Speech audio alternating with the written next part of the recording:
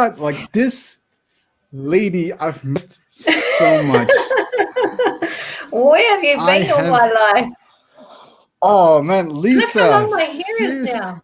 I know. Like I saw you pop up, and like that's not Lisa. Like Lisa usually has short hair, and you know, and like that's not Lisa. So I was like this close to telling Svetka like, all right, somebody hijacked Lisa's email or whatever.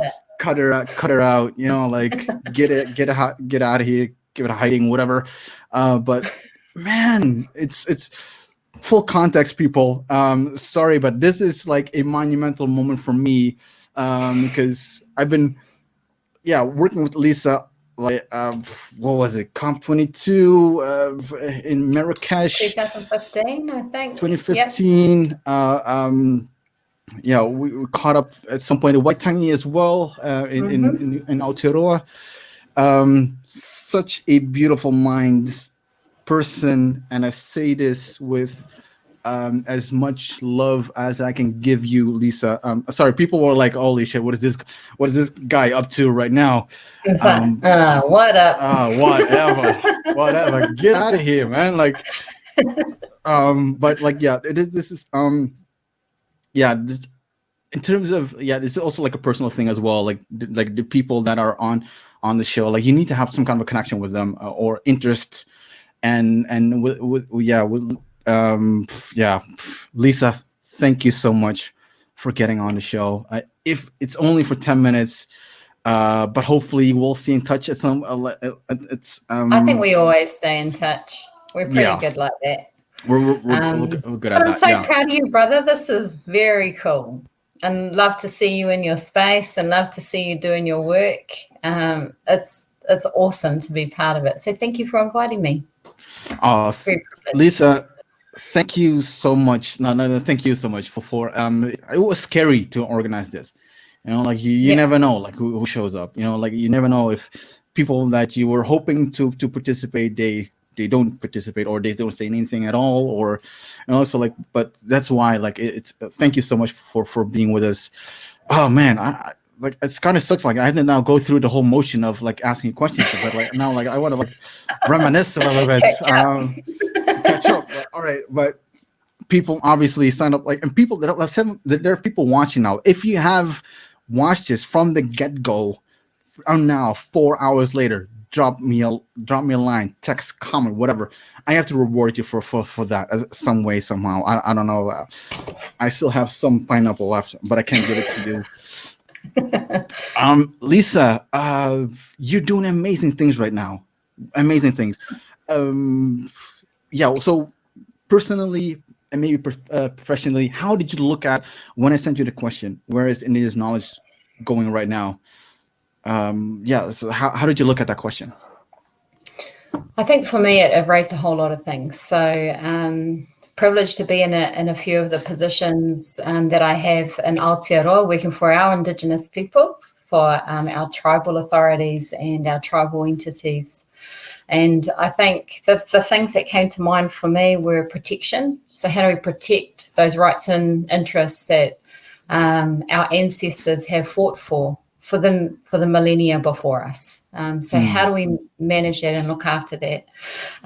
But how do we also bring through the threads of Indigenous knowledge? And for us, I look at it from a contemporary context. So I work in policy and I'm framing policy all of the time. And I have this nattering in my ear from my grandfather, who's passed many years ago, saying, remember your values, remember who you are, remember where you come from.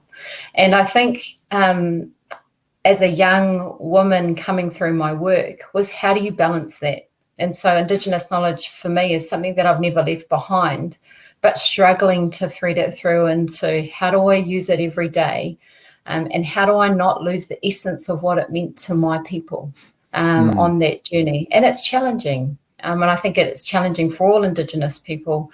And Ghazali, you've been in these frames, or we've been in the UN, in the New Zealand context, working with the Crown and trying to find these compromises, but trying so hard not to lose who we are in the process. And I think that's the challenge for us. It has been a challenge for a long time, but I think particularly in my role as chairperson of Te Wai Māori Trust, we're dealing with freshwater issues around advancing the protection of our freshwater fish species, and how do we balance that and how do we get it right? So those were kind of the things. So I feel like my head became like a big speech bubble with lots of question marks and arrows and exclamation marks, not aimed at our people, but aimed at others, about how we kind of bring that all together. So my messy mind is telling me that we're on the right track.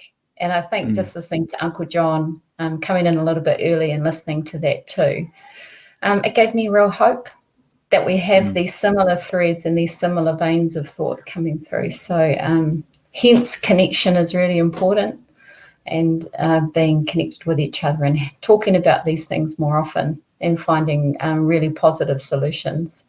But yeah, probably more questions. well, that's always like, if the more you talk, the more questions that surface, the more things that you like, the more thing you know, the more thing you don't know, right? I don't know who said that, but like it's probably like a good thing, because I didn't come up with it. In terms of connect, I think it goes also to like probably like the idea of this whole marathon is to connect, connect in stories, peoples. How is that in Aotearoa context? Is that connection as happening as well? Which I'm interested in. About sorry. I think when you think about the transfer of knowledge and those knowledge systems, so our culture has been it's been oratory, so it has been through sitting in the marae. You've been to one of our marae, Ghazali, and sitting with our older people and hearing their stories and sitting in context around how the knowledge informs the way that you do things every day. So when you talk about knowledge when it comes to why we plant and when we plant, we followed phases of the moon. And so there are all of those different knowledge systems that get passed through.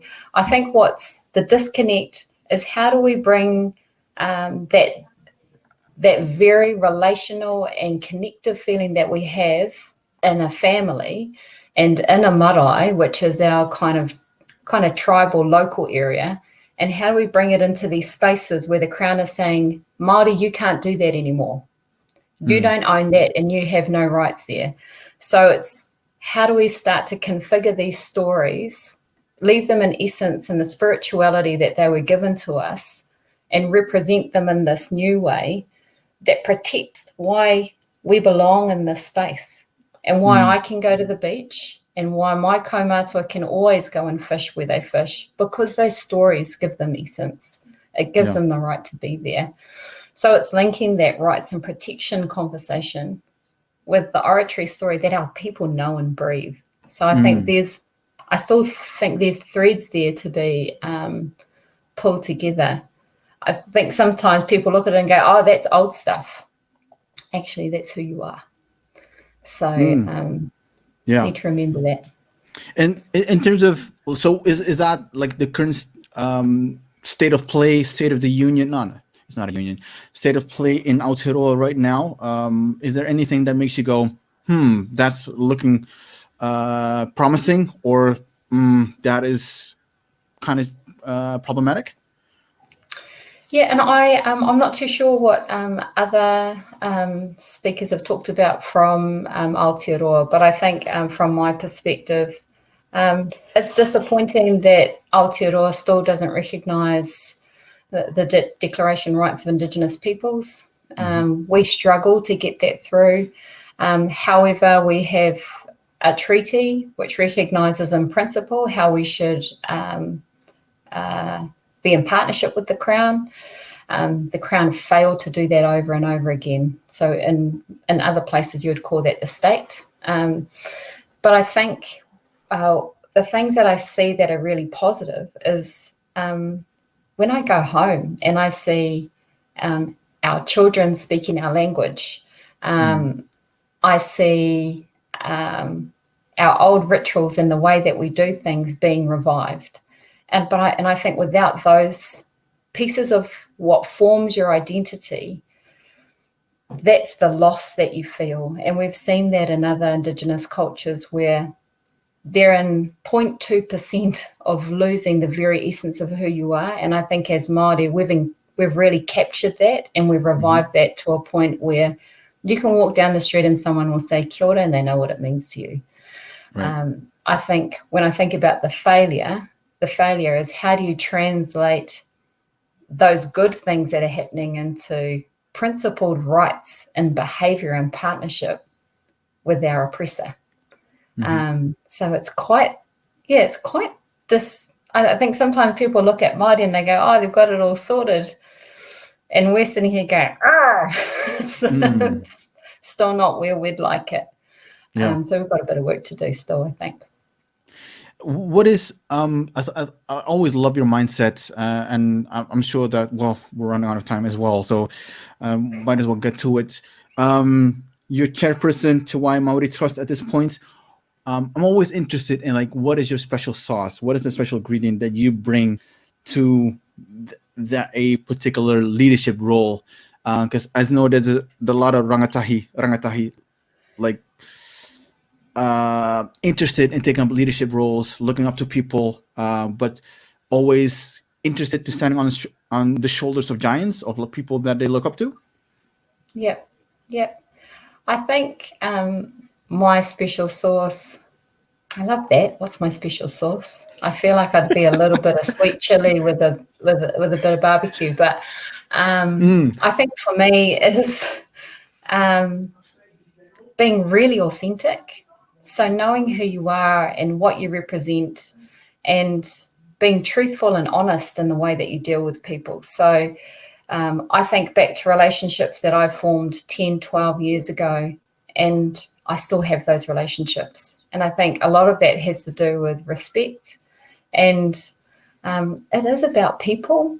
I think often we can look at leaders and say, wow, they know everything. But the really great ones actually recognize and respect the people that they work with. So as a chair, I don't, I have to run a meeting, but I make sure that my entire team is involved in any decision that we make, that I empower them to be part of the conversation.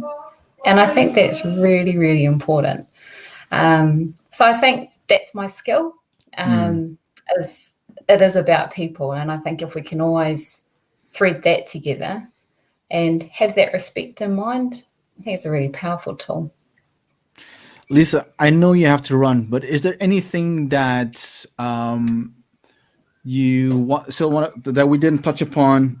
You're like, or that I forgot to ask you, want people to think about? Anything on the note? I think for me is, and I say this a lot to people, but I love people to be confident in their voice, be strong in who you are, because you are enough.